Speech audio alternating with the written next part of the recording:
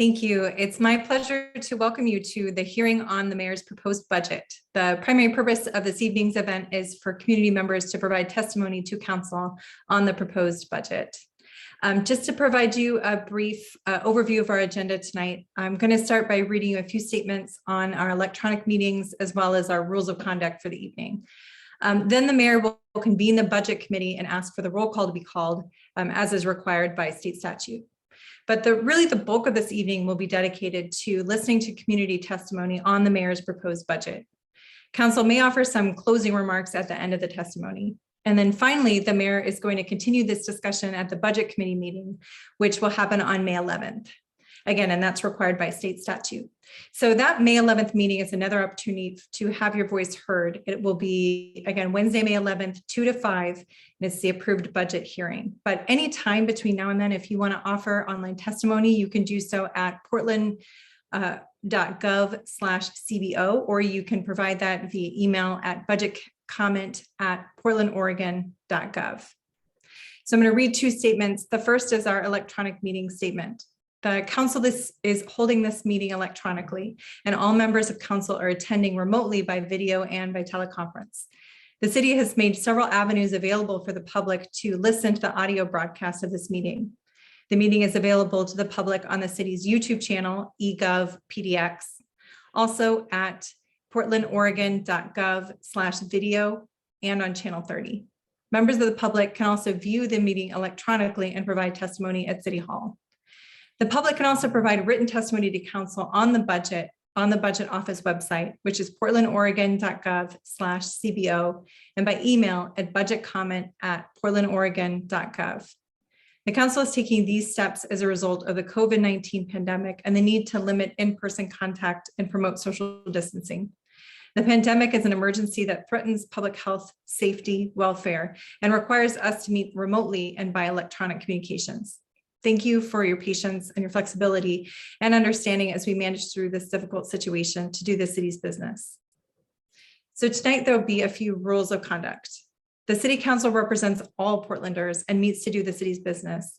The presiding officer preserves order and decorum during the city council meeting so that everyone can feel welcome, comfortable, respected, and safe.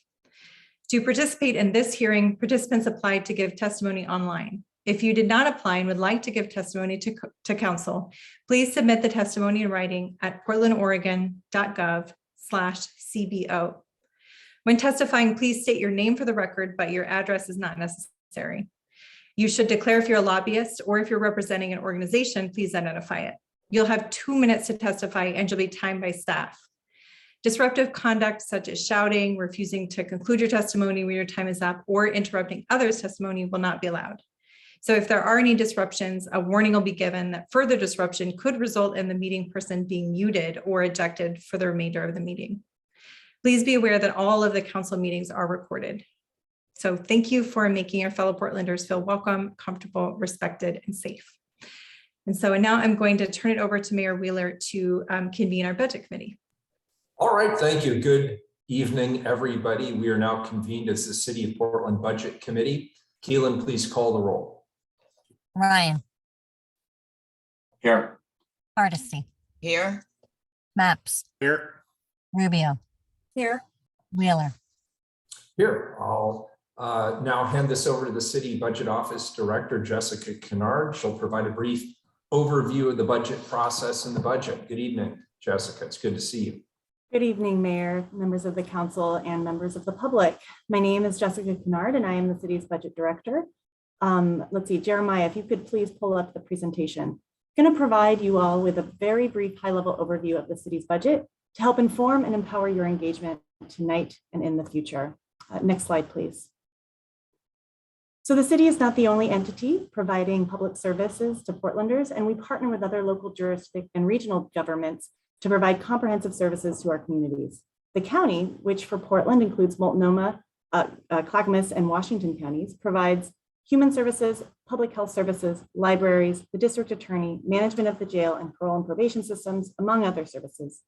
TriMet provides bus, light rail, and commuter rail service in the greater Portland region, and Metro plans for the future of the Portland region and provides parks, venues, and services that cross city and county lines.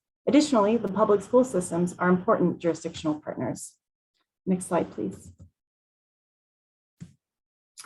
At the city, we organize our bureaus and services into 7 major service areas, all pictured on this slide with the exception of elected offices. In prior listening sessions, I walked through each service area. Given the amount of people signed up to testify today, I'm not going to do that as the details are listed on this slide. And viewers may watch the full presentation provided in earlier sessions if they would like to know more and hear me talk about those services. Next slide, please. So this chart shows how the city's total $5.9 billion current year budget is divided amongst these 7 service areas. The total budget figures include both operating dollars for day-to-day functions as well as dollars for multi-year needs. The largest service area is our public utilities, followed by administration and support. This is because these functions hold large multi-year capital and debt finance plans, so their total budget figures incorporate much more than just 1 year's operating budget. Next slide, please. Budget conversations and decisions often focus on general fund discretionary resources, as these resources can be allocated with few restrictions. However, the total city budget is only about 10% of the total city budget, only about 10% is comprised of discretionary resource. It's important to remember that as we talk about general fund discretionary allocations, that we're only talking about a relatively small piece of the city's budget pie. Next slide, please. The current year revised budget for the city as of March included nearly $604 million in general fund discretionary resource.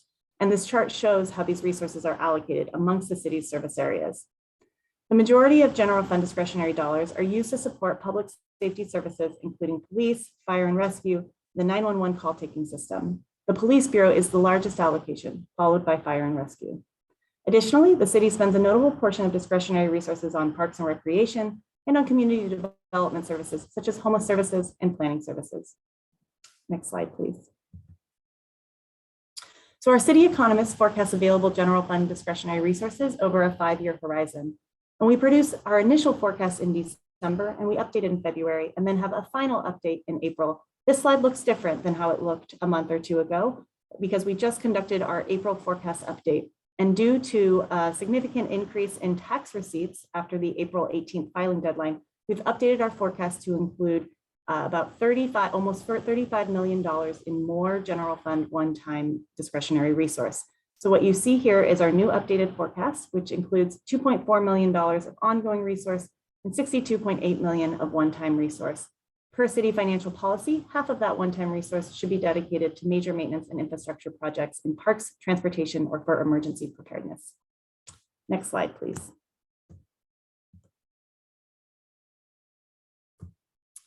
We also have been fortunate to have received a significant amount of resource from the federal government through the American Rescue Plan Act. And we allocated $104 million of one-time resource last summer in our first tranche, which you can see by viewing the link in blue down below how those resources were allocated. This year, we have the opportunity to allocate a second tranche of $104 million of one-time federal dollars, which the mayor and the council are considering doing, as you can read about in the mayor's proposed budget, which was posted on the CBO website earlier today. Next slide, please. For more information, I encourage you to visit our city budget office website at portland.gov/CBO. And as Jen mentioned, you can always email us at citybudgetofice@portlandoregon.gov. Next slide, please. And then you have 3 ways to share your perspective and your comments with the city. We still do have, this is our last budget listening session in this format, but we have 3 more public hearings, opportunities to testify in front of the council. That includes, as Jen mentioned, next Wednesday, May 11th from 2 to 5 p.m. Then we will have a hearing with the Tax Supervising and Conservation Commission on Tuesday, June 7th at 10 a.m. And then finally, the council will consider budget adoption on Wednesday, June 8th from 2 to 5 p.m. You may also always submit your online testimony via MAP app or email us at budgetcomment@portlandoregon.gov. Next slide, please. That might be the end. All right. With that, I will turn it back over to you, Mayor, to give us some brief remarks. Yeah, very good. So I gave lengthy budget remarks today to the city council in our work session, and I presented full remarks the day before in a press conference, which is available on YouTube. It's also available on the city budget office website. So today, because we have a number of people signed up, I'm going to keep my remarks to about 2 minutes. I want to express my thanks again to Director Kennard and her entire budget team for getting us through this process up to this point, and the hard work that you do, Jessica, and your team. Portlanders reach out every single day to members of the city council by email, by calls, letters, meetings, or via council testimony to share their experiences with the challenges that Portlanders face each and every day. We hear the concerns of Portlanders. We hear their frustrations, their hopes. We hear the ideas they have to improve our city. And perhaps most importantly, we hear their want for both meaningful and immediate action. An annual budget is a city government's funded plan of action. As such, it determines both the policies that we pursue as well as the specific actions that we're going to take. The fiscal year 2022-23 budget funds meaningful, actionable investments. My colleagues and I have worked hard to build a balanced budget that meets urgent needs within each of our shared priority areas, which we've identified publicly as homelessness, community safety, and economic recovery. And we do so while advancing at least one of the city's pursuits to be more equitable, to mitigate climate change, and to function as a high-performing government. I'm looking forward to hearing more feedback from members of our community tonight on the proposed budget so that we can work to finalize this plan of action. My entire mayor's budget message can be found published in the fiscal year 22-23 proposed budget document that is available online on the city budget office's website. For those interested in reviewing the full proposed budget, please visit the city budget office website at www.portlandoregon.gov/CBO and click the Budget Documents and Analysis tab. With that, I'll hand this back over to Jen to provide some guidelines regarding public testimony, and then we'll get right into it and hear from all of you. Thanks for showing up tonight. Jen? Great. Thank you so much, Mayor Wheeler. So this next part of our meeting is really dedicated to public testimony on the mayor's proposed budget. So we had over 40 people sign up tonight to testify this evening, and the council wants to make sure that we hear from everyone. So to help ensure that everyone's heard in a timely manner, we have a couple of suggestions. First, we ask that you remain in this 2-minute allotted testimony time so that we can make sure that we hear from everyone. So you'll see a timer as one of your screens. That's Blue Sky Timer. That will provide a loud chime when 2 minutes are up. We ask that you just promptly conclude your testimony after that chime. But if you don't conclude your testimony, you'll be muted at 2 minutes and 15 seconds so that we can make sure that we hear from as many people as we can this evening. If you're part of a group that signed up to really emphasize a group message or testimony, one option to ensure that the maximum participation that we hear from tonight would be to emphasize your support through an earlier testimony rather than restating remarks. Although, of course, you're welcome to restate earlier testimony if you prefer. But thank you again, truly, for your time and your engagement tonight and for your assistance in making this evening a welcoming and wonderful space for all to participate. We suggest that if you're joining us by phone, you can use *6 to mute or unmute yourself. And so with that, I'm going to hand it over to my colleague Jeremiah to read off the list of names for folks to testify. Thank you. Thank you, Jen. So we'll start off. I'll be reading out names in groups of 3, and then I'll call you individually. The first 3 that we have this evening would be Elizabeth Nye, Diane Meisenhelter, and Anne Casper. We'll start off with Elizabeth Nye.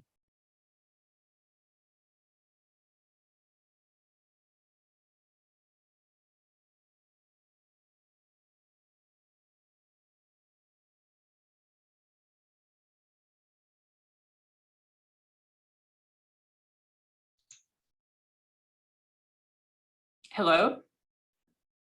Hi, Elizabeth, we can hear you. Great, thank you. Thank you for the opportunity to appear before you. I'm Elizabeth Nye, Executive Director of Lansu Chinese Garden. Right now, you are writing a budget at a critical time for our city and for Old Town, a neighborhood in the grips of crisis. Every day, we here in Old Town are dealing with violent crime and drug use, mental health issues, hunger and houselessness, garbage, and rat infestation. This week alone, police have investigated 5 deaths just in Old Town, 4 of which were within a 1-block radius of Lansu. This is tragic, traumatic, and terrifying for our community. As local businesses in Old Town continue to shutter, this leaves the cultural institutions and social service organizations standing alone to rescue one of the most diverse, historical, and unique neighborhoods in our city. A neighborhood that is truly vital to the soul of Portland as we continue to address our racist past and present, including the current rising incidence of anti-Asian American, Native Hawaiian, Pacific Islander violence.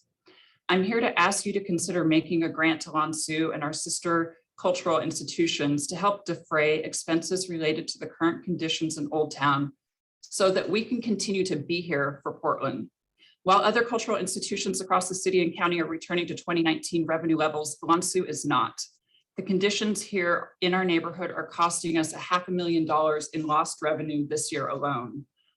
On the other side of the ledger, Lansu has shouldered new expenses related to security that is costing us over $200,000 this year. And these are expenses we've never had to consider before in our past.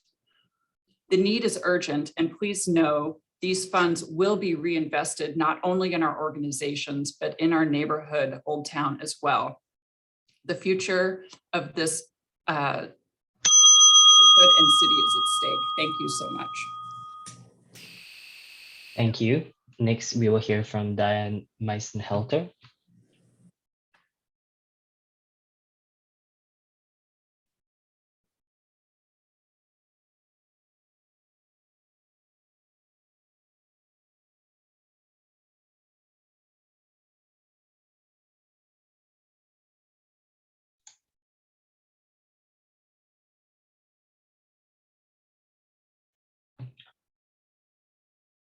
Diane Meisenhelter, are you able to unmute?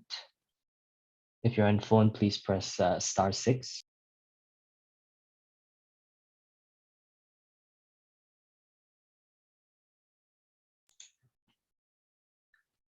All right, we'll go on to Ann Casper first.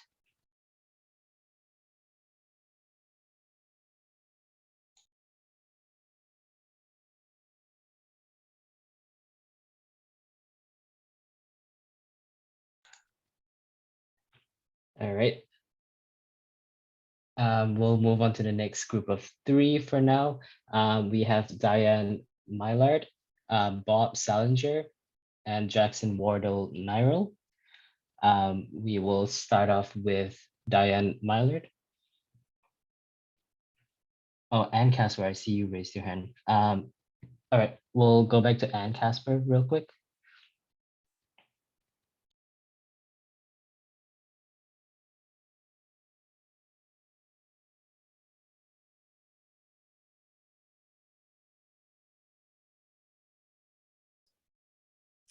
And are you able to unmute now?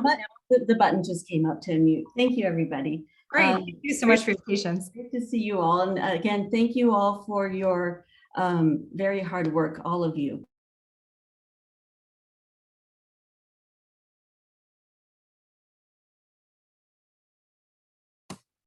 I think Ann's muted again. There's something going on here with the technology. Ann, can you hear me? I'm back now, right? You can, okay. Now we can hear you. Thank you. Okay, first of all, thank you, Mayor Wheeler, and everybody for all your hard work. I really appreciate all of you in this hard time of Portland. Couple things about the Portland Street response. I would not add more money to it until number 1, community health workers, peer support specialists are paid the same rate as community health workers and not $30,000 less. If that has changed since I've looked that up, please let me know. We should get the same pay for the same work. That's like having a Latinx or Black program without having the same pay for Black and Latinx people. I'd also like to encourage you to use peer researchers. So there are our academic peer researchers in, well, we have one or two in Oregon, but in Florida, New York, and London, and ask the questions that Greg Townley doesn't ask. I had a conversation with him 2 weeks ago. We're not looking at accountability. We're not asking the questions we need to really study this pilot project. Is it a good pilot or not? Another thing, and I know I didn't look at your budget at all of it, but we need public safety, community organizing again. You have people who come out and they do building inspections, because I had it done, but no one's going to help us. I'm on Williams right now and it's a mess. We've got gun people, we've got businesses broken, and we want to organize, but no one in the city is there to help us organize. And I hope that you can get that program going. And also I do a lot of work with houseless, and there's not accessibility for older people or people who can't work. Well, we need lower bunk beds for people. Sorry, I'm running out of time. So, and I also just wanted to and also Vic Wolf is the longest business person on 23rd Avenue. He's finishing up. He's a hairdresser, 40 years. 23rd. Thank you. Just make sure to say thank you to him. We're having heart drain in Portland. Please bring the heart out again. Thank you. Diane Meisenhelter, I saw you showed up. Are you able to unmute for a moment?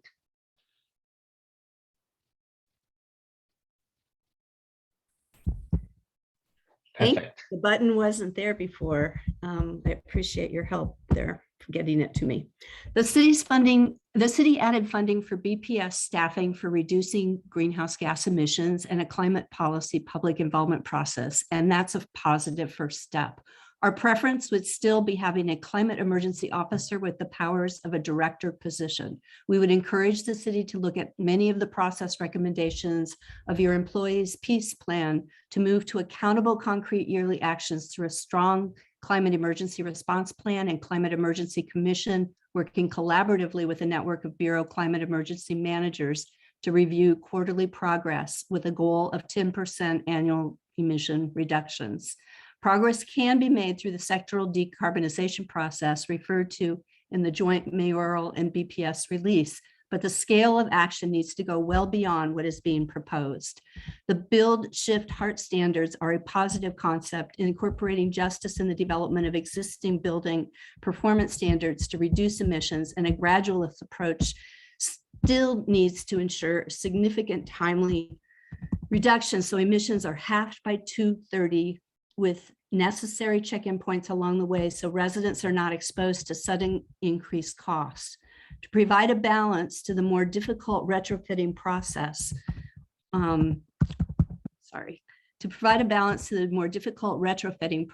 many cities are getting the needed short-term emission decreases by passing codes for new buildings with short-term carbon neutral goals. We would urge the city to take action this year on the peace plan proposal for Portland to adopt and implement a building code that mandates all new buildings to be carbon neutral starting no later than 2025, and that at least 1/3 of new multifamily units should be preserved for low-income families. We also support, in partnership with utilities and our PSEF, investments in accelerated retrofits with electrical heat pumps to address heating and cooling for low-income families, as Seattle, Washington, D.C., and LA have done. This has the potential to provide green jobs, emissions declines, and safety during anticipated heat events. Thank you. Thank you. The next three we have, or the next two, will be from Bob Salinger and Diane Mylard. We'll start off with Bob Salinger. Good evening, Mayor Willer and members of the City Council. For the record, my name is Bob Salinger. I'm the Conservation Director for Portland Audubon Society. I came tonight to express our disappointment that there is no funding in this budget for staffing at the Bureau of Planning and Sustainability to advance the Dark Skies Initiative, specifically to advance regulations associated with reducing light pollution. This has been an issue that we've been working on with you for a long time. It dates back to 2012. It was referenced in the 2015 Climate Action Plan, the 2016 Comprehensive Plan, the 2017 Central City Plan, various budget notes. We got partway through a process a couple of years ago, but the city withdrew funding at the start of COVID, which we understood and appreciated, but it delayed a project that's already been delayed several times. We were expecting that you would bring it back, and are disappointed that you haven't. The following language is from the budget ordinance in the fall of 2020, when that funding was withdrawn And this is your words, not ours, just to be very clear. Quote, the Portland Dark Skies Project will reduce light pollution in Portland, reducing negative health impacts to humans and other animals, reducing energy waste, and bringing back the night sky. Last year, Council directed the Bureau of Planning and Sustainability to develop recommendations to get us there, and in September 2020 adopted a Dark Skies report. Due to unforeseen and urgent circumstances related to COVID-19, including budget shortfalls, work on implementation of the recommendations has been delayed. The Dark Skies Project has strong community support and supports the city's goals related to human health, climate, equity, and wildlife conservation. However, the project has already been delayed several times in recent years. To ensure the work done to date by the city and its partners results in meaningful outcomes, in this proposal, Mayor Wheeler directs the City Bureau of Planning and Sustainability to develop a budget proposal to fund an important part of the solution, code updates for the council's consideration as soon as practicable, and no later than the spring of 2021-22 supplemental budget process, i.e. last fall. We were expecting it then, it didn't happen. We were expecting it now, it hasn't happened. We would love to work with you on this, but we really need you to be a partner on this thing. We've invested a lot, you have. Okay, just a reminder, everyone, again, because we have so much testimony, we're just automatically going to mute folks at 2 minutes and 15 seconds. So if you all could just help us by keeping the testimony at 2 minutes, I apologize. I know it seems really abrupt, but we appreciate your testimony. Thanks, Jen. Next, we'll hear from Diane Mylard. I think that might be me, Danielle Mylard. Oh, I guess, yes, probably. Sorry, your name got messed up. No worries, thanks. Hi, I'm Danielle Mylard. I am here to support the funding of a second cycle of Youth Voice, Youth Vote participatory budgeting. Young people are vastly underrepresented in government decisions, and there are very few options for young people to understand budgeting and general bureaucratic functions. And with budgeting being the primary way that governments exercise power, we can't reimagine a society that serves us all without new mechanisms of power sharing like participatory budgeting. And getting the youth involved now so they have a stake in the decisions where they live, we will set up our communities for more success. Additionally, funding Youth Voice, Youth Vote PB will specifically enlist East Portland's diverse youth population in exercising their power to develop, propose, and select needed projects and communities. With my experience thus far on city charter outreach, it's clear to me how powerful Youth Voice, Youth Vote participatory budgeting will be in changing the narrative in regards to who has access to these spaces. Despite city money going to a lot of outreach in order to get a greater representation of Portlanders to interact with something like the city charter, it's been an overwhelming amount of white retired homeowners continuing to be the majority of public comments and survey responses. And this Youth Vote, Youth Voice programming is an incredible opportunity that I wish I had in high school and all of us had in high school or when we were young to really understand how to meaningfully engage with government processes for the purpose of creating the world we really want to see. And by starting with young people living in East Portland, they get to be the stakeholders in launching PB in Oregon, and this kind of creative solution will be really beneficial for all Portlanders. Thank you. Thank you. The next three today we will hear from would be Don Stephen, Levine Wax, and Jim Labby. We'll start off with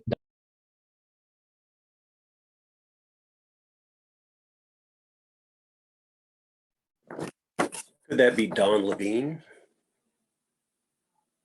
Yes, I think that would make sense. My apologies, I'm reading off a list that was provided. Thank you for understanding. Sure, I understand. I'm currently a member of the Police Bureau Advisory Committee. I realize that there's no way to hire or train all-purpose super cops who can address all calls and interact effectively with all community stakeholders. I'm very happy to see that the proposed budget significantly increases the PS3 and Portland Street response programs to develop responders with specific skill sets. However, there are currently few incentives for Portland police to improve their education and skills in specific areas of interest to better serve the community. The only education incentive is a 2% salary increase with the completion of adult public schools. In addition to salary increases based on years of service, PPS uses an education step increase as well. The cost of continuing education is reimbursed upon successful completion of courses, and a set number of completed credits results in a step increase in salary in addition to experience. The recent payback report submitted to the Police Bureau and City contains a sample program using PCC course schedule in its public safety, justice, and communications programs. It provides incentives in the form of reimbursement for successful completion of specific courses and an education step increase for completion of groups of courses in specific areas. It provides a relatively low-cost incentive for Portland police staff to pursue specific areas of interest that benefit their own employability, improve and broaden the skill sets within the police department, and better serve the stakeholders in the Portland community. In addition, I've heard both Commissioners Rubio and Hardesty at previous hearings express a desire to develop a mechanism to attract potential police hires with connections and ties to the community. Portland Public Schools currently has a robust career and technical education division with well-developed CTE programs that include student career experiences and internships in both public and private sectors, and a strong history of successfully placing students in the public safety environment during their high school education. And then connecting them to post-secondary opportunities. It is possible to develop a public safety CTE program in one or more high schools that provide a career pathway for Portland area students to develop knowledge and skills in the areas of police, fire, and EMS, hands-on familiarity with Portland public safety, and a mechanism to encourage local. Thank you. Next, we will have Stephen Wex.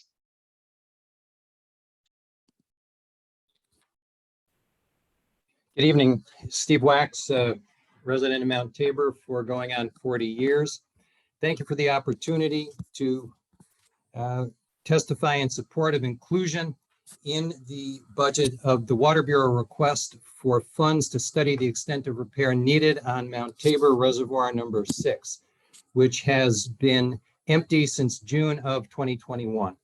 Budget Office removed the Water Bureau's request. In doing so, it appears as though it did not give proper consideration to both policy and legal reasons why the study and repair should move forward at this time.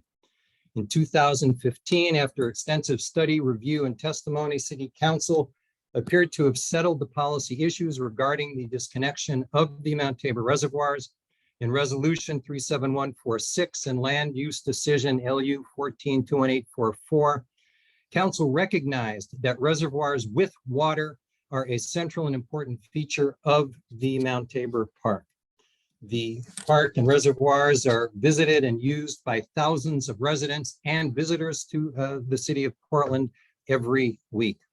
Reservoir 6 is the largest of the three reservoirs, and leaving it empty is an eyesore that detracts from our city's livability, and it undermines equity concerns by downgrading the experience of free open space to all users, policies that were articulated by the mayor in the three things that were set out at the beginning of this session. City Council's actions in 2015 also created a legal obligation by resolving a dispute between the city and the neighbors and the neighborhood association in what Council called a binding resolution. Failure to comply with the directive to make the best efforts, Council's own language, to ensure that the reservoirs be full as often and as completely as possible would both violate the resolutions and would with the neighbors who negotiated the settlement. We urge the council to include the money in the budget so that that can go forward. Thank you much. Thank you. Next, we will hear from Jim Labby.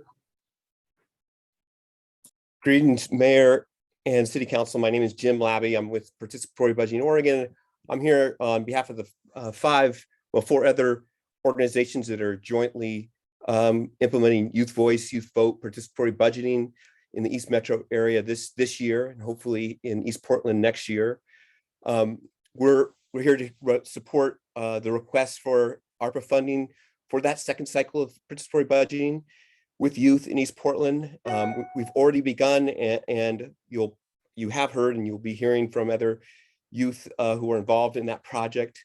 The first cycle was funded with about $690,000 in state ARPA funds that were committed by Senator Jama, Senator Gorsuch, and Representative Ruiz to get this going. And we're very excited to see it continue. We're hoping to engage over 2,000 youth in Senate Districts 24 and 25 the first year, And if we're funded for a second year from the City of Portland, City of Gresham, we hope to reach another 3,000 in the following year.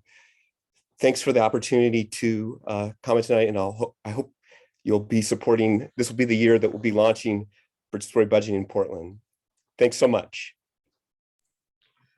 Thank you.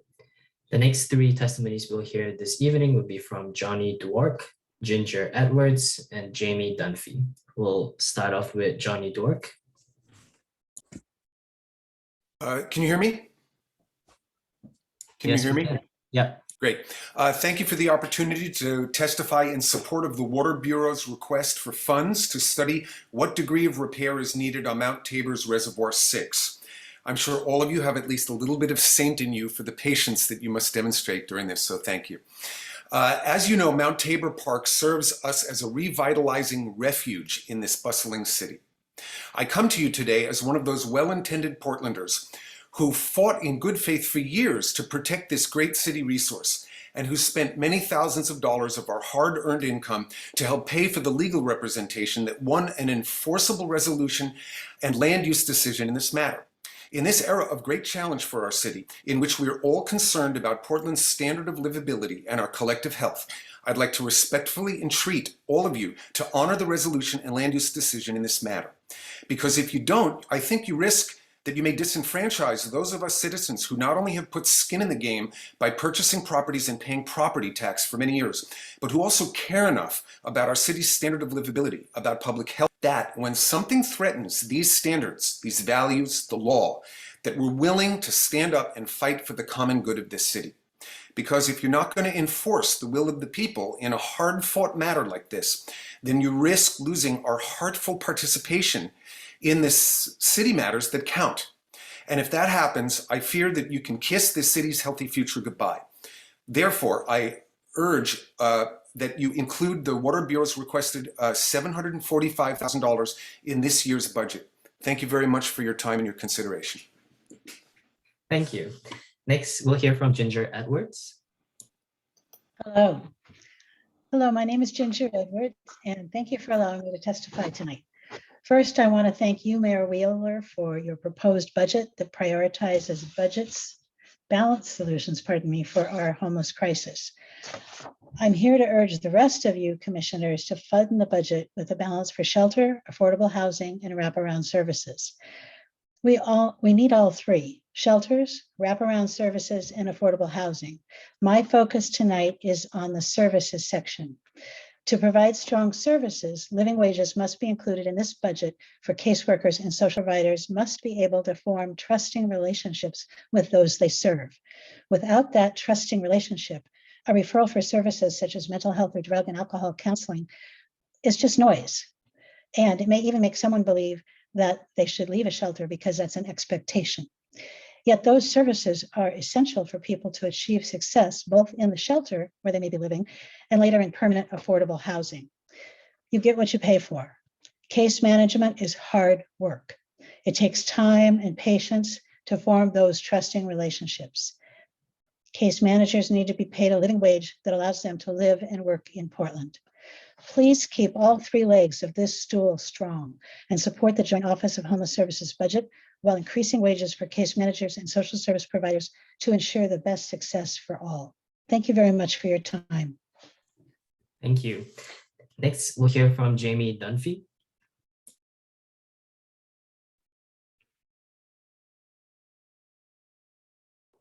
Good evening, Mayor and Commissioners. My name is Jamie Dunphy, and I'm a board member speaking on behalf of the organization Music Portland. Music Portland supports the proposed creation of the Office of Film and Events. This office has the potential to play an outsized role in bringing life back to Portland and enshrines the City Council's continued commitment to live entertainment as a vital economic factor, not simply as a nice to have. I would also like to commend your staff, Mayor and Commissioners, for being incredibly responsive to the music industry and to Music Portland's requests for some last-minute adjustments on this proposal.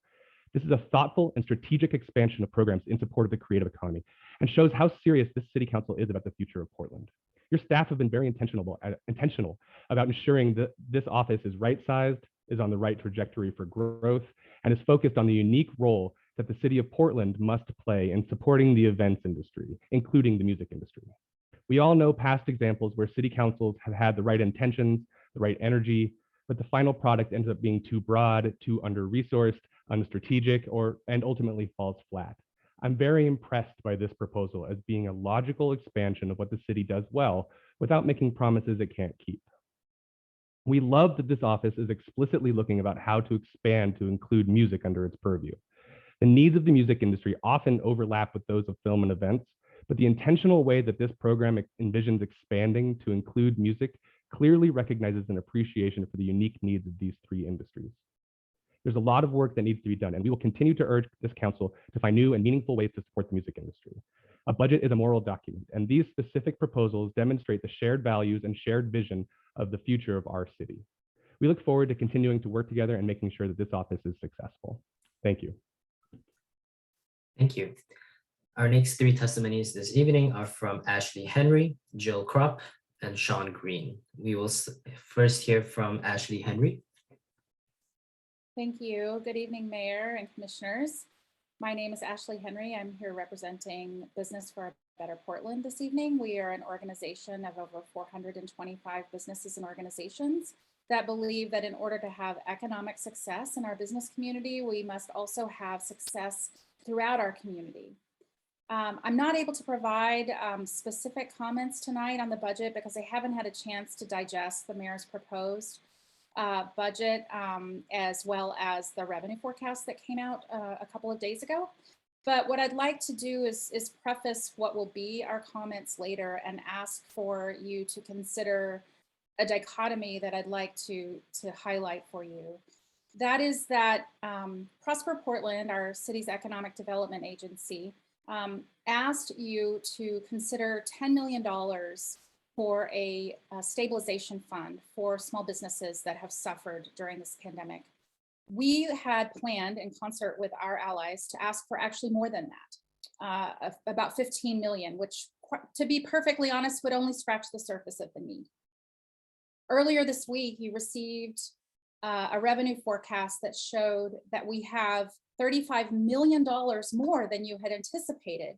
And your city economist this morning shared with you that one of the primary drivers of that is unprecedented revenues from companies that are thriving in the pandemic. Those folks are not bad people. It's just that their businesses were situated at this moment in time to benefit from dynamics that have adversely impacted the very companies that we identify as being iconic and central to all that we hold dear in Portland. And in that moment, rather than increasing for small business stabilization, it was sliced in half. Time. So I'd like to continue that conversation at another time. Thank you. Thank you. And next, we will hear from Jill Kropp.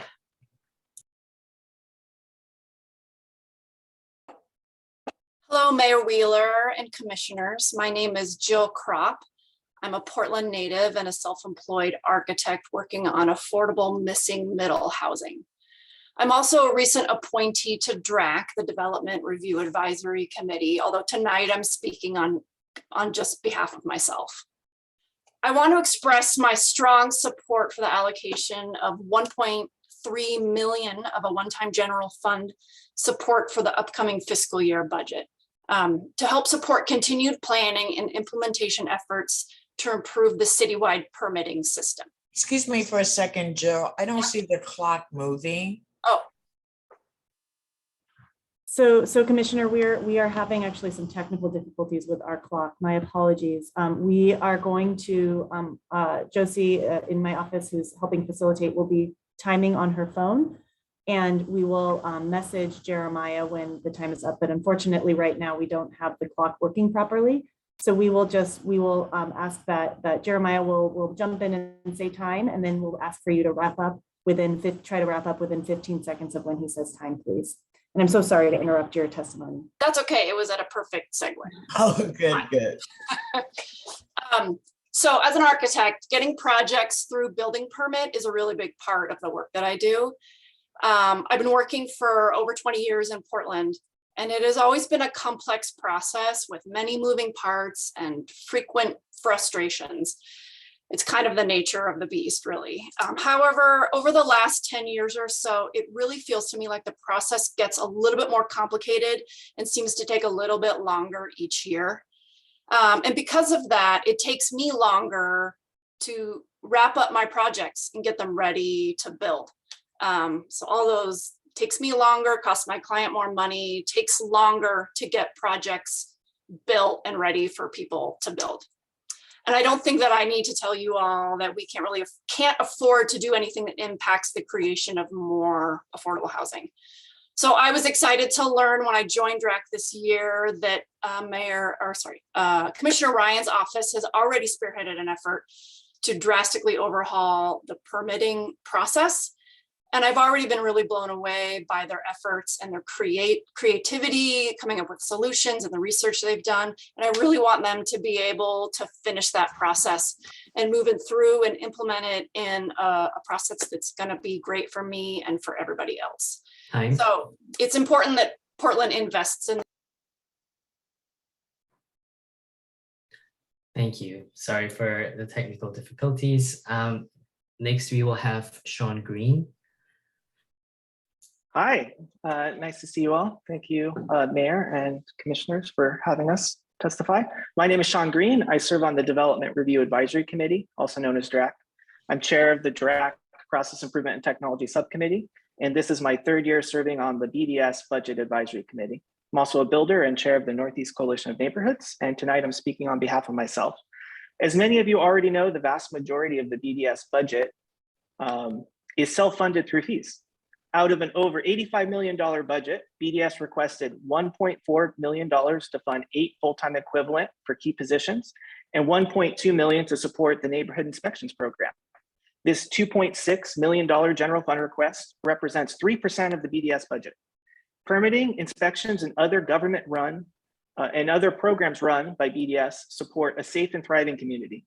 We have the opportunity here to leverage the investments that BDS is already making through fee revenue with some one-time general fund dollars to support priorities that Council has identified, including houselessness, community safety, and economic development.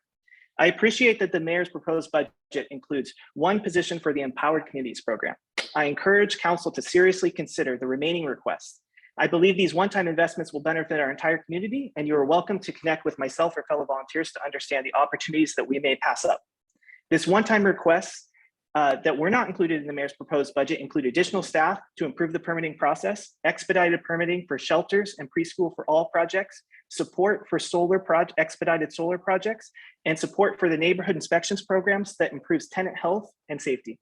At the beginning of this hearing, the Mayor referred to meaningful action that the budget represents. I encourage Council to consider fully funding the BDS requested budget to support not only a high-performing government, but also support those city priorities that have been identified by you all. Thank you. Thank you. The next 3 testimonies tonight will be from Bruce Podobnik, Ingo Myers, and Thomas Karwacki. We will first hear from Bruce Podobnik. Good evening. Thank you so much for letting me testify. My name is Bruce Podobnik. I'm a professor at Lewis and Clark College in Sociology and Environmental Studies. I know there are tremendous social needs in the city, but I want to speak here for the climate emergency that we're facing. We can all look here at the picture that Mayor Wheeler, you have behind you, the beautiful Mount Hood, the city of Portland that we all love so dearly. I just want you to recall again the horrific summer situations that we've had with weird orange, red skies, forest smoke everywhere. So I think I would like to see the budget more aggressively reflect the climate emergency that was declared by the city in 2020. There are some things in the current budget that do address climate issues, but I want to highlight a couple of things I think that are really crucial. One is that we need a climate emergency director to help coordinate a lot of the different initiatives that are happening in different bureaus. So I really want to encourage money to be put behind that. Secondly, we need to continue to move away from reliance on fossil fuel-based transportation, listening to the children of the city, for example, and not expanding freeways that go by their schools, but instead supporting electrification of the city's fleet. We need to be very cautious about expanding traffic across the Columbia River Crossing Bridge because that has really adverse effects on people who live in North and Northeast Portland, including people who have asthma. And also we need to more carefully regulate and eventually begin to control and constrain the petroleum infrastructure that's located in Northwest Portland. It's very dangerous. It's built upon seismically very fragile space. And we need to begin to really reduce the amount of dependence we have on fossil fuels that are coming through our city. So I thank you for the steps that have been taken in this budget to move in that direction. I want to ask you to continue to have Portland be a shining example of the things that we can do as a city, learning from other cities that are doing innovative things and forging ahead, taking very seriously the climate emergency that has been declared. So thank you. Thank you. Next, we will hear from Ingo Myers.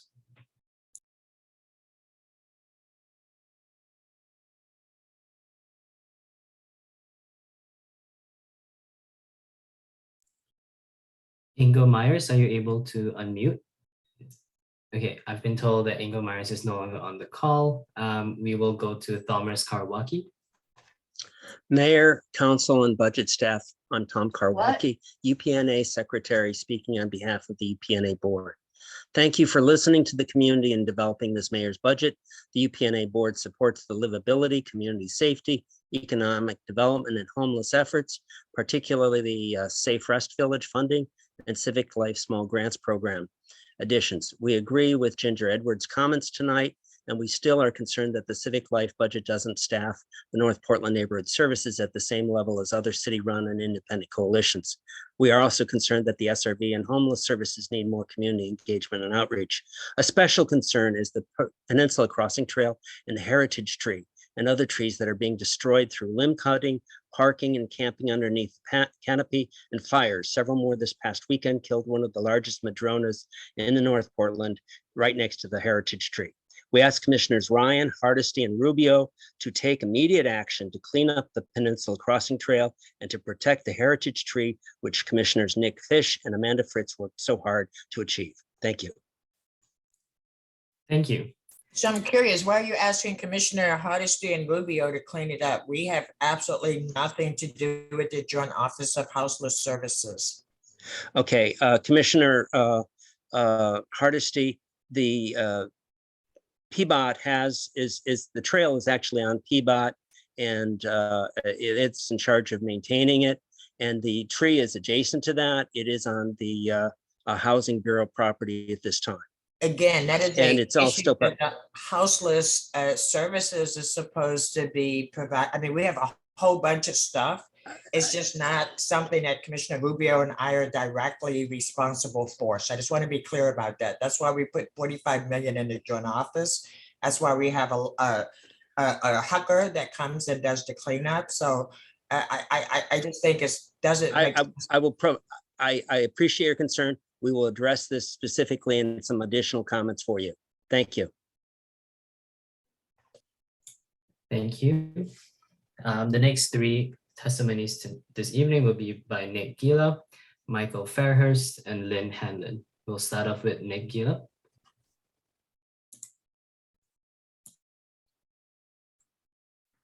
Thank you, Mr. Mayor, members of the council, and other fellow Portlanders.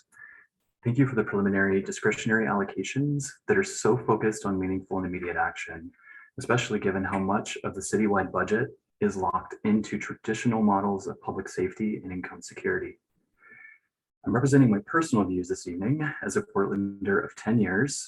However, in my day job as the program evaluator and a grant manager for a culturally specific agency providing dozens of programs across every sector, I see daily the consequences of bureau siloing linear traditional solutions.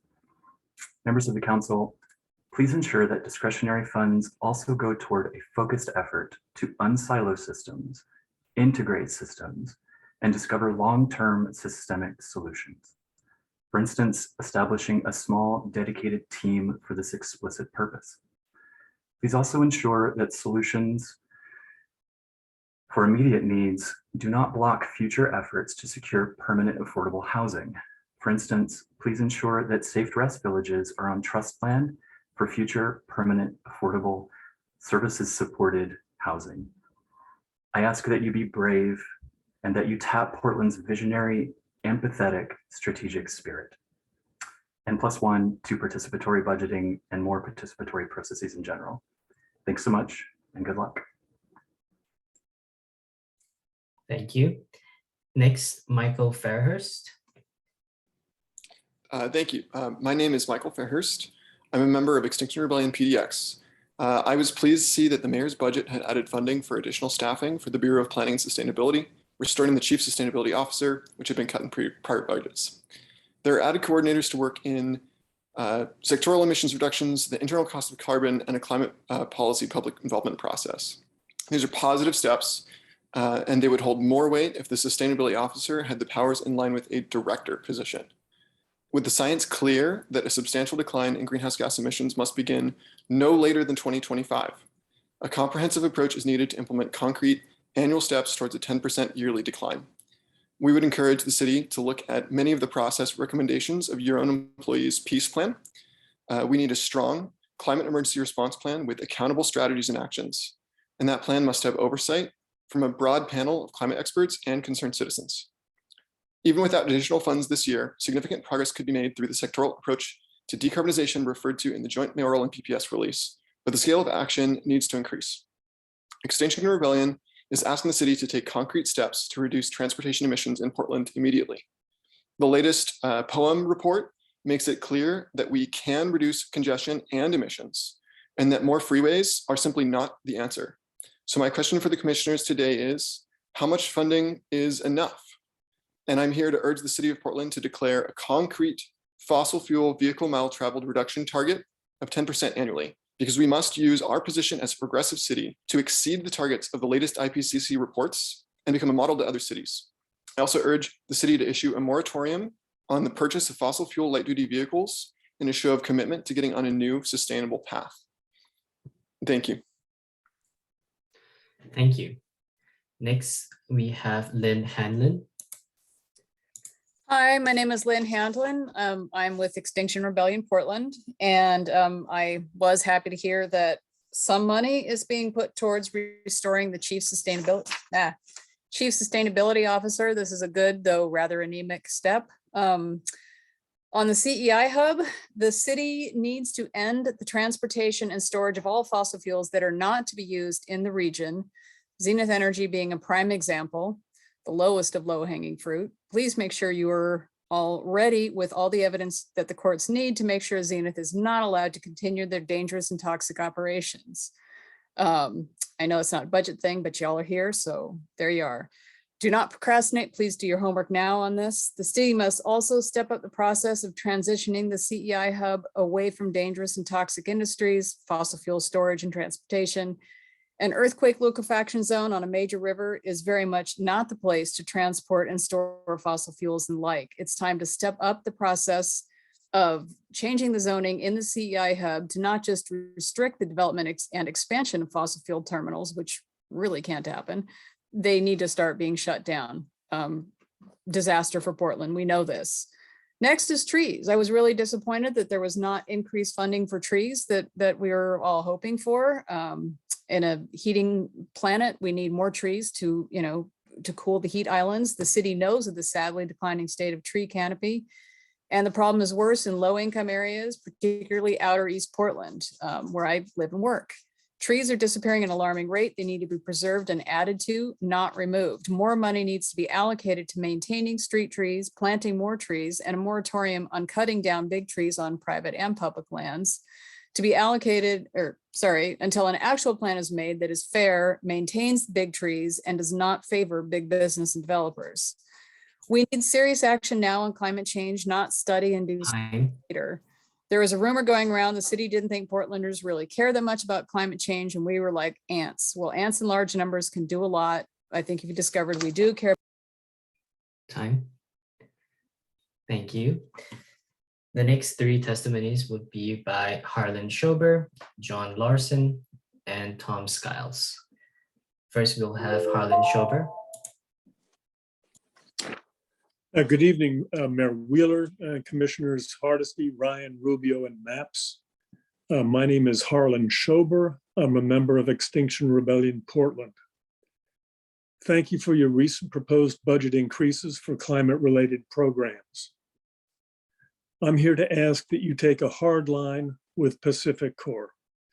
Designating power sold in the Portland market as clean while continuing to rely primarily on coal for the company's overall energy production can fairly be called greenwashing. Please use the influence of Oregon's largest city to pressure PacifiCorp to genuinely transition to clean energy, that is wind, solar, and geothermal. Understand that methane and nuclear are not clean. Also, when there's a greenhouse gas reduction target for some future date, please make that real by insisting on intermediate targets. For example, a 50% reduction by 2030 should be supported with realistic reduction targets for each year between now and then. Thank you. Thank you. Next, we'll hear from John Larson. Good evening, Mayor and Commissioners.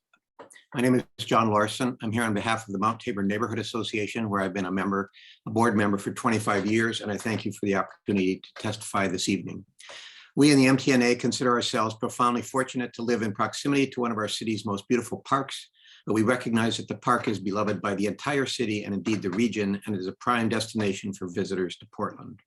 When we advocate for the integrity of the park, we are well aware that we are doing so on behalf of tens of thousands of people who treasure it deeply, but who would have no idea that it is under threat. In 2015, when the city determined that it was necessary to disconnect the reservoirs from the drinking water system, there was an extended land use process. Ultimately, the neighborhood entered into negotiations that culminated in a formal agreement with the city council that the reservoirs would continue to be maintained as a central feature of Mount Tabor Park, and that they would continue to hold water at their historical levels without any one of them ever being empty for more than a few weeks. I was one of the 4 people who negotiated that agreement, which was memorialized in Council Resolution 37-146, adopted by Council on July 15th, 2015. At the time, then Mayor Hales and the rest of the commissioners emphatically and repeatedly assured us that the Council's commitment could absolutely be relied upon and that the resolution is binding upon the city. Last summer, during routine maintenance, voids were discovered under Reservoir 6, the largest and most visible of the Tabor reservoirs, and the Water Bureau has determined that it would not be prudent to fill Reservoir 6 until the damage has been surveyed and its extent is known. The Bureau's budget request included $745,000 for this purpose, but this package was removed from the budget, essentially sweeping aside both the spirit and the letter of the promise that was made to the Portland community in 2015. From a citizen's point of view, this is deeply disturbing. The idea that commitments and binding agreements made by our city council may be counted on for only as long as a particular group of commissioners hold office and then can be summarily disregarded is tremendously damaging to trust in city government. We ask that you respect and uphold the commitment that the city council made in Resolution 37-146 and that you restore to the Water Bureau budget the $745,000 for Reservoir 6. Thank you very much. Thank you. And we'll hear next from Tom Skiles. Commissioners and Mr. Mayor, my name is Tom Skiles and I'm a resident and I live near Mount Tabor Park. This testimony regards the lower reservoirs on Mount Tabor. Before the reservoirs are refilled, please fund the Mount Tabor Reservoir 5 and 6 unforeseen circumstances investigations. That would include a comprehensive ground penetrating radar and seismic study. This is a dam safety issue. The reservoirs are more than 100 years old and concrete lined. Concrete is porous and it leaks. Per a 2017 Water Bureau report, the reservoirs leak up to 300,000 gallons of water per day, a massive volume of water each day. Leakage is flow, and groundwater flow does transport sediment. That flow is potentially transporting sediments from underneath the reservoirs and undermining their structural integrity. In fact, a cursory GPR investigation by the Bureau found voids under the reservoirs. This needs more study and thorough study. I'm a resident and I live downstream from the earth and dam impoundments known as Reservoirs 5 and 6, a half a block away. In the event of a catastrophic breach, my family will be in harm's way. my family, and my neighbor's family have a right Yes, Nick. in a safe How you doing, environment. sir? Please fund the investigations, and although I do agree with the good intentions of my fellow citizens who advocate for reservoir refill, please do not refill the reservoirs until a thorough investigation is performed. Again, this is a dam safety issue. Thank you. If I could just jump in for a moment, because a couple of people have mentioned this. The Sure. reservoir study has been funded. It is funded in the proposed. Wonderful. So I would second then that I do not advocate for refilling those reservoirs until the studies are completed, and that the studies need to be very thorough. That is Thank you, my Tom. testimony. Appreciate it. Thank you. Thank you. The next three testimonies will be by Kevin Sheehan, James O'Loughlin, and Chris Timberlake. First, we'll hear from Kevin Sheehan.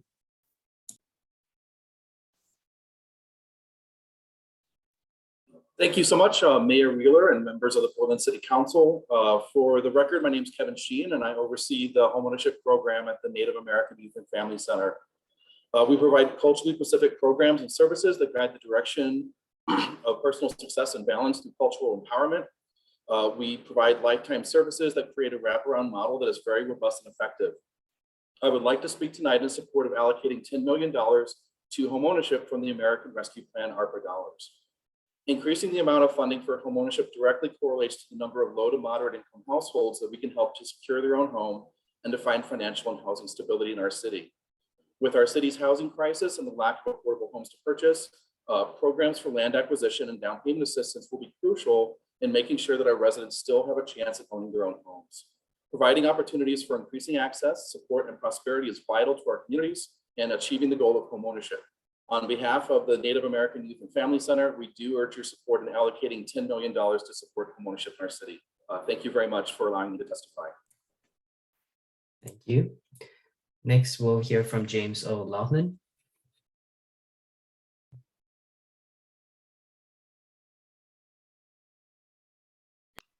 Oh, there we go. I think my testimony is going to be somewhat abbreviated. I was trying to pull double duty with bath time. Yeah, I got you, buddy. My name is James O'Loughlin. I'm a wastewater treatment plant operator here in the city of Portland at the Columbia Boulevard Wastewater Treatment Plant. I'm also a member of LIUNA 483, local labor union. I just wanted to speak with you all tonight out of concern I have regarding past precedent regarding these budgets, failing to consider upcoming contracts for essential employees, especially at this time when we're in an environment of very high inflation. I know I'm kind of repeating things you're all very aware of, but after the challenges of the recent DC2 contracts and the, oh gosh, sorry, it's very distracting, young man. Going forward with my own unions and other essential employees contract negotiations, I want to make sure that the kind of cost adjustments for inflation and the challenges of essential employees through this time of pandemic and fire and smoke and ice, where employment with the city has never been less attractive and more challenging, that the allocation of material resources to these essential employees who've been so well heralded throughout these recent crises and yet underfunded saw some immediate attention in this budget and going forward. Thank you, and apologies for the unprofessional presentation. No worries, thank you. Next, we'll hear from Chris Timberlake.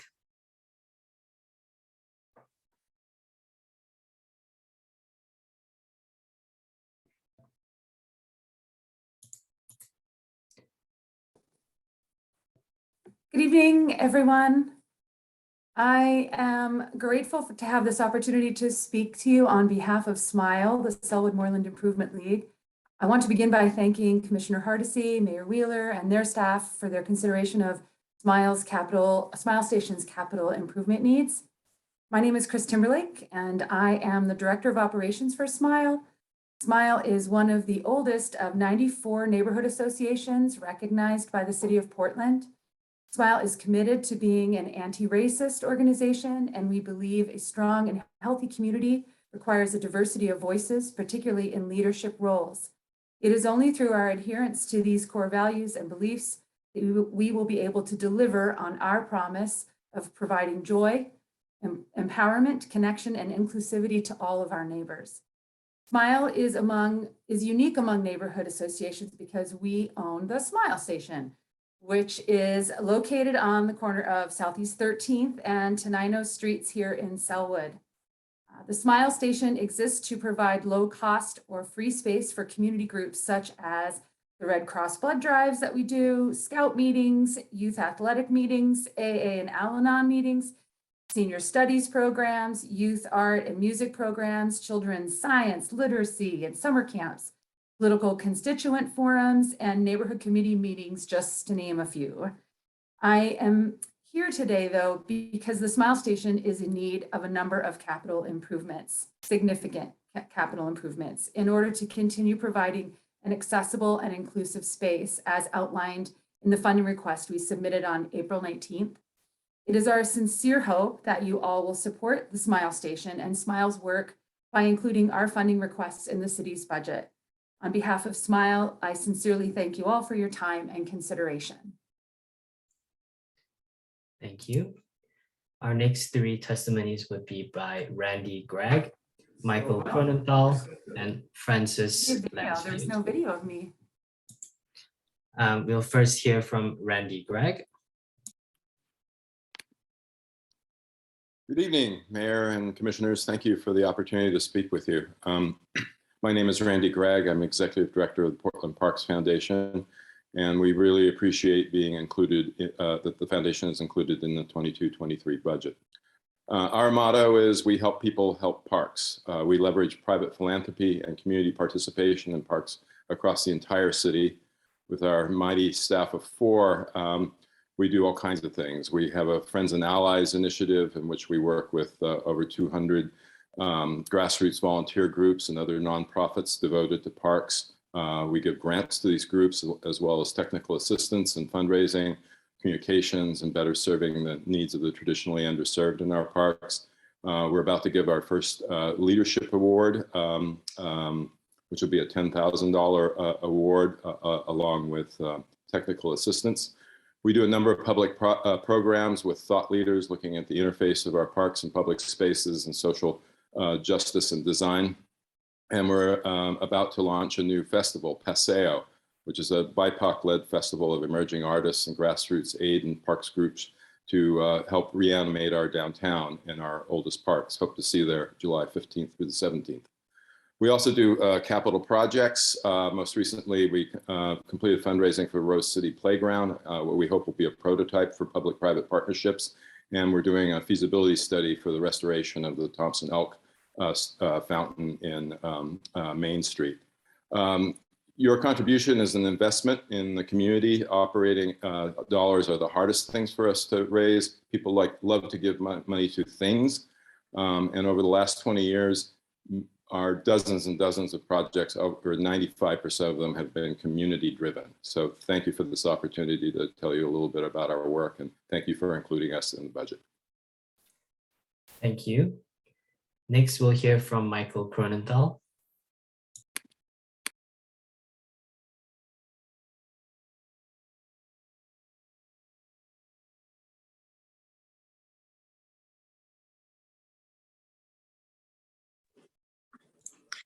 Hi, Michael. somehow that was a mistake. So we don't have a testimony to give at this time. Thank you. Thank you. No worries. And our last testimony for this evening would be by Francis Lansfield.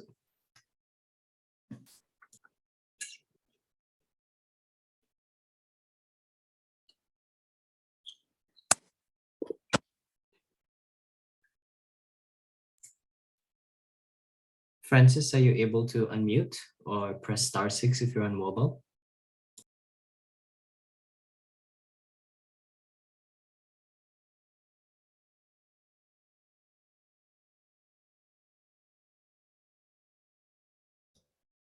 I'm not seeing Francis in the attendees right now. So I think we did move Francis to a panelist, but I will say, I think Francis actually was not on the list of folks that had pre-registered, but since we had some time, we were inviting anybody that was in the list, but perhaps I've invited Francis to unmute, and I think the opportunity has not been taken for a reason. So I think that may be the conclusion of our testimony. Jeremiah, do you have any other people on your list? No, I do not. Thank you. Okay. Wonderful. So thank you so much for this public testimony. I want to open up some space to hear from our mayor and commissioners. Commissioner Rubio, do you have any concluding remarks that you'd like to make? Sure. Let's see. Sure. First, I'd like to just, appreciate Director Kennard and Jen and the team at the City Budget Office for setting up a process that enables us to listen to the community in the budget process. I also want to thank everyone who shared their experiences and recommendations and thoughts with us on the budget that have testified tonight. This is my second year participating in the budget process, and I really do look forward to listening listening to these testimonies. It really helps inform my thinking, and it truly does shape our process. So we're all very clear about what our job is, and it's to listen and to really take it in and to be thoughtful. So with that, I just want to thank everyone for showing up tonight and taking time out of the day to be here. We have a lot of things to think about, and I just want to also reiterate what I heard loud and clear too, are several themes tonight, but one that really resonated for me was the run around climate change and having strong, clear investments and I do think this budget does signal a strong step forward in our investments toward climate change. We know it's not enough, but we're on the path to doing what we can and doing it now. So thanks for your comments. Great, thank you, Commissioner Rubio. Could we hear from Commissioner Ryan next?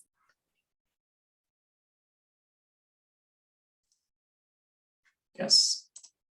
One sec. There we go. Thank you. And first of all, thank you again, Director Kennard and your team, Jen and Jeremiah. You are quite the team. I just want to start off by thanking everyone who showed up to give testimony this evening. I always learn something new when the community shows up to testify. I definitely know a little bit more about Mount Tabor reservoirs, for example, this evening. And I really appreciated the consistent theme of people advocating for climate.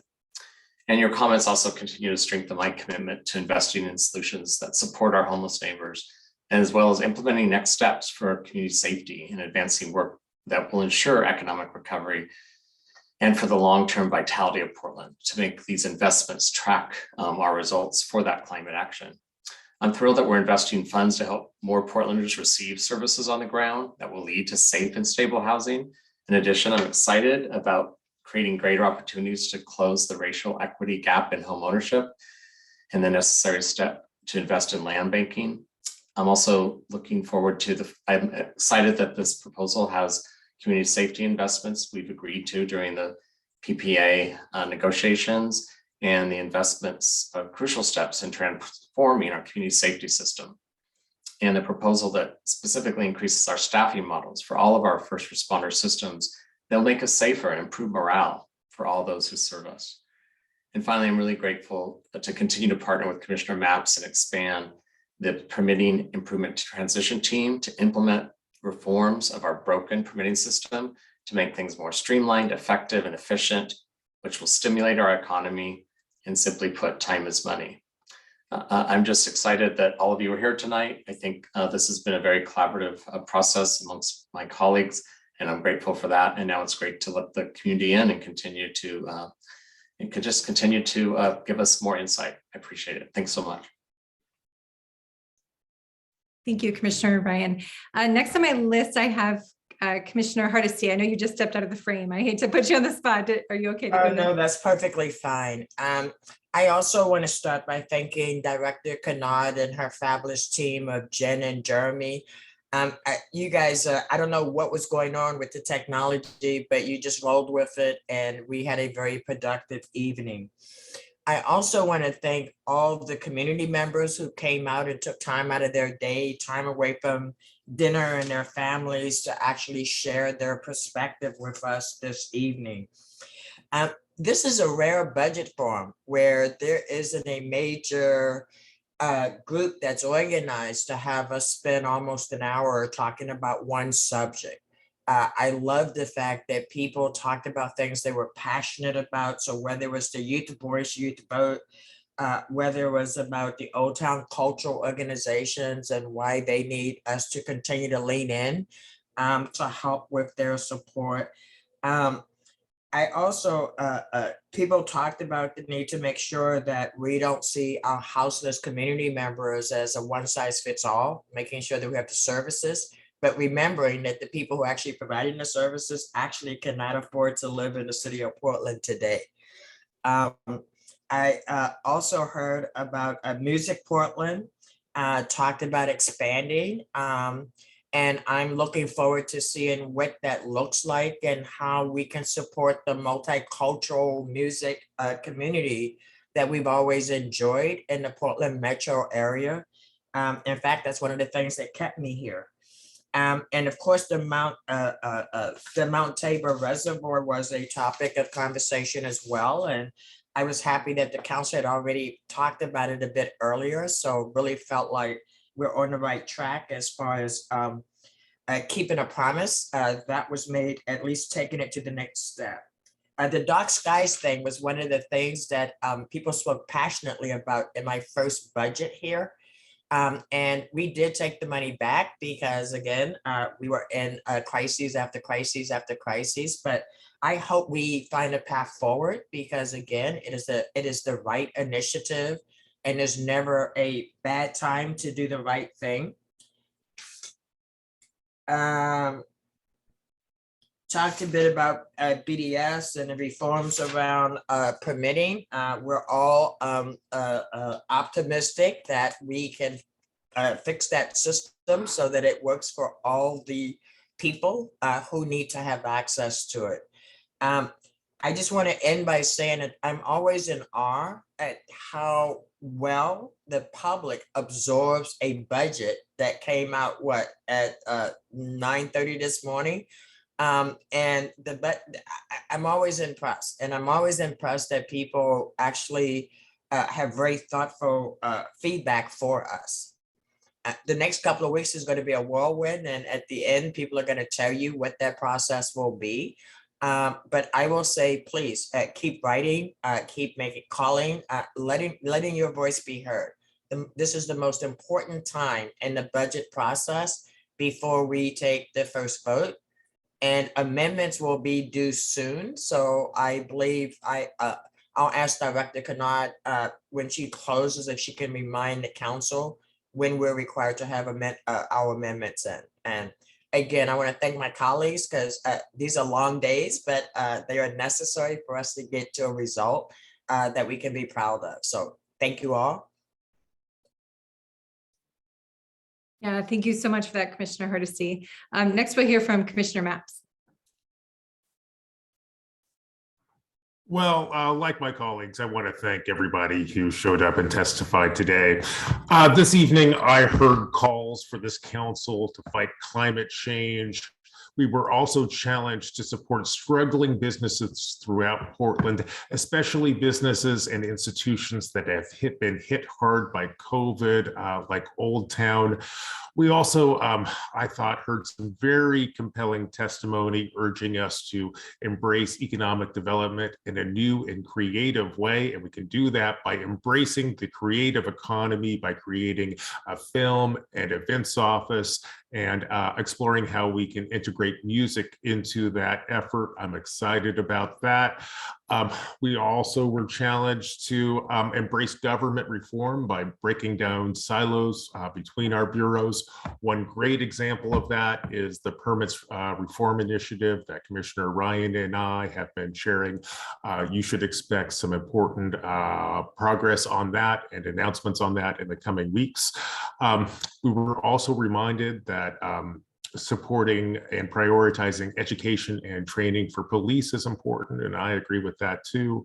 We were also reminded that this council should do more to support the American dream of helping people to buy their own homes. Common decency requires us to pay fair wages to all of our employees. That's an important reminder as we go into this next round of labor negotiations, and as we fairly compensate the folks who do the hard work of doing outreach to our houseless and houseless community and folks who help with mental health concerns. And we were reminded of our fundamental responsibility to maintain the city's basic assets, things like the city's community centers and the Mount Tabor Reservoir. I support all of those initiatives too, and I have good news. Progress on all of the projects which I just listed are contained in the mayor's proposed budget.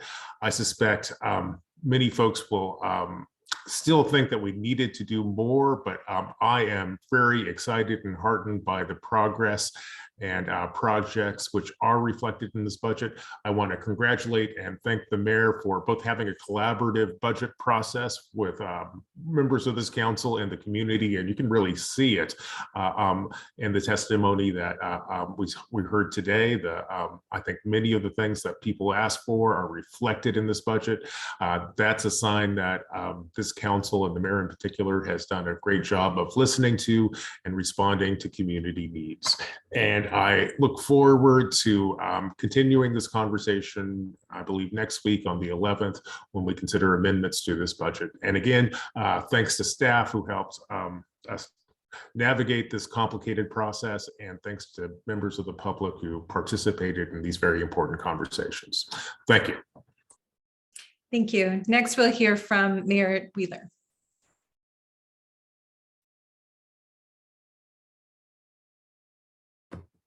Mayor, I believe you're muted.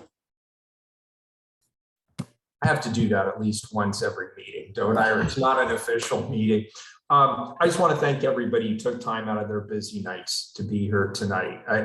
To have one of our city employees who I know works really hard, holding his baby in one hand while giving him the nightly bath while testifying, that just shows how far people go to make sure that they're part of this process and that we hear from the public. So my staff and I recorded 26 different subjects in tonight's hearing. And I just want to say I appreciated what people were saying. I learned a lot. I do believe much of what was expressed as important to people is in fact reflected in this budget. We have over 180 decision packages that were funded. $73 million is going to homelessness. That's to get people safely and humanely off the streets, as well as addressing affordable housing.